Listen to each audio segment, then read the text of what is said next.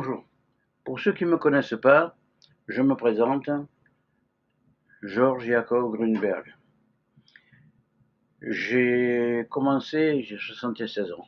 J'ai commencé ma carrière à l'école en tant que tôlier-formeur. Donc j'ai appris à fabriquer les voitures à la main. C'était encore, à l'époque, ça existait encore.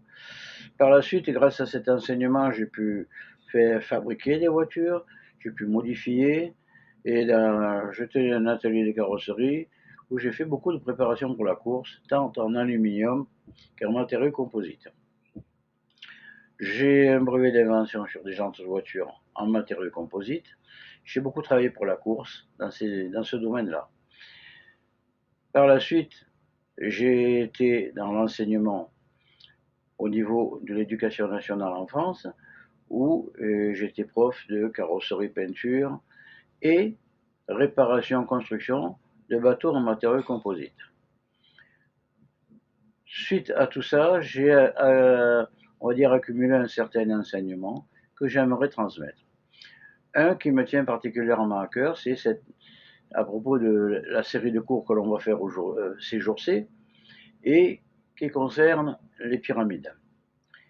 Pas que les pyramides, mais le pourquoi et le comment.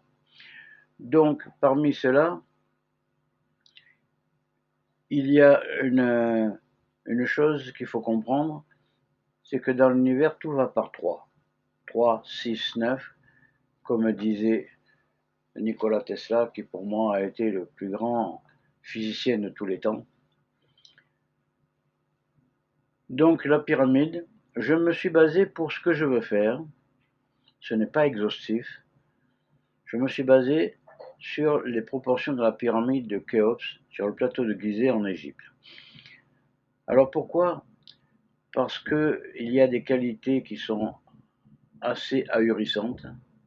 Les dimensions correspondent à des choses assez ahurissantes, nous allons le voir au cours de ces petites vidéos. Nous allons voir par exemple que à l'emplacement de la pyramide de Gizeh, de Khéops, la dimension d'un côté de la base correspond au déplacement de ce point-là par rapport à la rotation de la Terre, correspond à une demi-seconde. Tous les physiciens, tous les électroniciens vous diront que pour transmettre une information en HF, haute fréquence, donc par principe de la radio, il faut des antennes qui fonctionnent la plupart du temps en demi-onde, c'est-à-dire la moitié d'une seconde. Donc on retrouve le côté de la pyramide de Khéops qui correspond à une demi-seconde, une demi-onde. Bon, les vidéos plus loin parleront sans doute, certainement même, de physique, mais pour démarrer, ce n'est pas de cela que je veux parler, c'est de la fonction. La fonction qui n'est pas exhaustive, bien sûr, il y en a de nombreuses autres, mais celle qui m'intéresse de vous transmettre par ces vidéos-là, c'est comment utiliser une pyramide pour se soigner. En effet, en aucun cas je vous demande de me croire sur parole, vous pouvez me critiquer, ça c'est autre chose, mais je vous demande d'essayer. C'est pour ça qu'au cours de ces vidéos, je vais vous transmettre toutes les informations pour construire une pyramide comme j'ai fait la mienne. Vous allez certainement voir un petit peu plus loin à quoi ça ressemble, les schémas de construction, etc. Parce que la pyramide a la particularité suivante. Tout, comme je l'ai dit il y a un instant, tout va par 3. Donc l'axe vertical de la pyramide va par 3.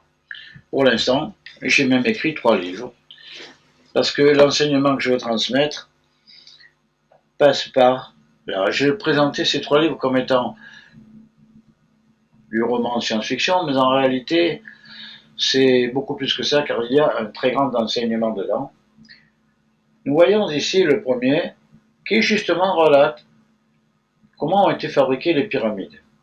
Nous y reviendrons plus loin. Et à quoi ça sert? Alors, à soigner. Comment peut-on utiliser une pyramide chez soi pour se soigner soi-même ou soigner d'autres personnes?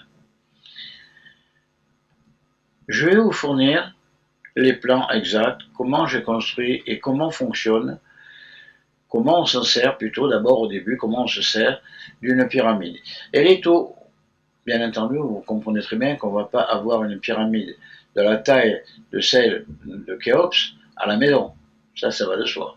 Par contre, il y a dans la nature ce qu'on appelle un phénomène de résonance.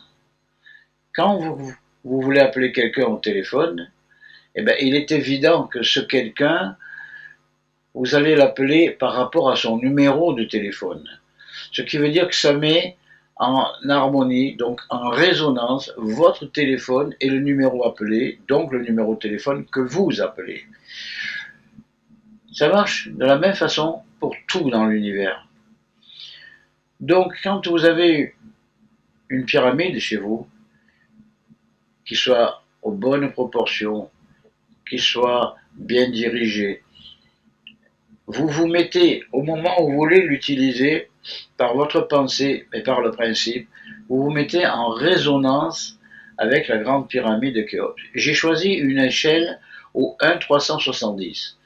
Le 370, 3, 7, ça a une signification assez importante, mais c'est également que ça permet de l'avoir chez soi sans trop de problèmes. Ce n'est pas trop invasif et ça permet quand même d'avoir de bons résultats. Donc, nous avons, une fois que... Alors, je vous propose, par contre, comme je vous ai dit il y a un instant, je ne vous demande pas de me croire sur parole, mais d'essayer.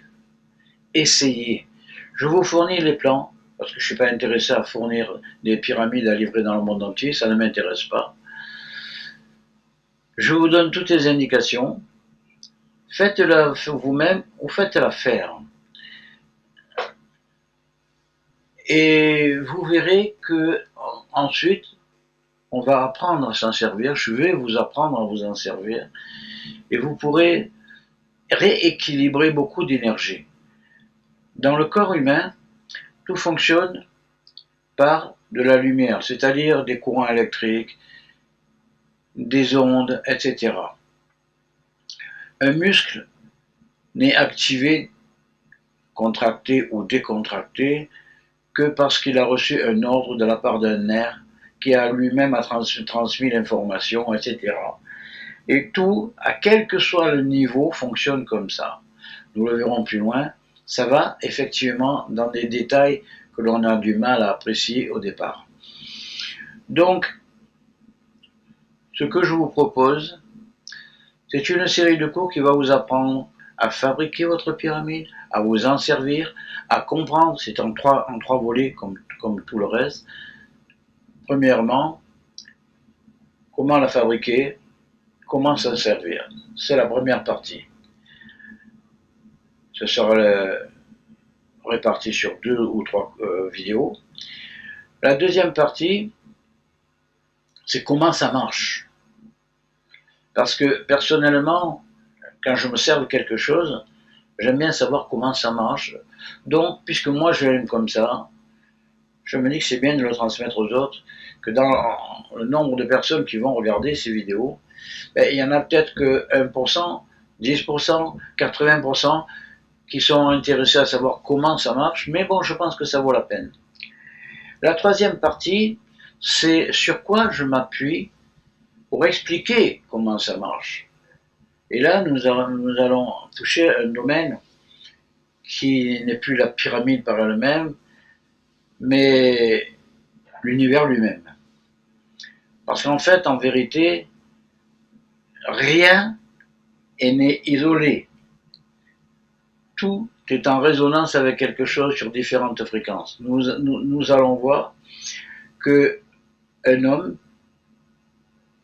ou tout au moins tout ce qui est vivant, mais on parle là des hommes, l'humain, l'être humain s'entend, a lui-même un nombre d'éléments de résonance tellement importants dans le corps que des fois un simple détail peut déstabiliser quelqu'un. Que ce soit une mauvaise nouvelle, que ce soit un son qui le dérange, que ce soit une vibration infrasonore ou ultrasonore, mais il y a des choses. Donc, dans la prochaine vidéo, là je vais vous donner les plans pour le construire, pour construire la pyramide. Je vous présente également, donc, comme je disais il y a un instant, les livres que j'ai écrits parce que ça fait partie de l'enseignement que je transmets. Donc ici, nous avons Connaissez-vous cette fin des temps, qui parle entre autres de la construction des pyramides, qui parle des trous noirs, etc., qui est la première partie. Nous avons ici la deuxième partie, comment adoucir la fin de ce temps. Nous verrons pourquoi ce temps et non pas le temps en général. Ici, nous avons Montréal brûle-t-il. Alors pourquoi Montréal brûle-t-il? Parce qu'à une époque, je vivais au Canada et j'ai une certaine nostalgie de Montréal. Mais cette histoire, qui pourrait être vraie, qui est en partie vraie d'ailleurs, cette histoire relate justement le danger qu'il y a à manipuler des forces que certains appellent le monde d'en bas. Alors pourquoi je parle de ça? Quel rapport éventuel avec la pyramide?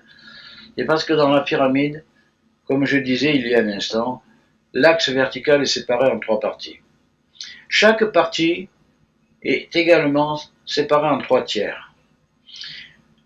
Le premier tiers du bas, de la première partie du bas, ok, donc 3 en hauteur, 3 tiers en hauteur. Chaque tiers est divisé encore en 3, d'accord. La partie la plus basse correspond aux vibrations de la Terre et de sous-terre, à tous les niveaux au sens très large. Les 2 autres parties plus hautes du premier tiers bas correspondent aux hommes.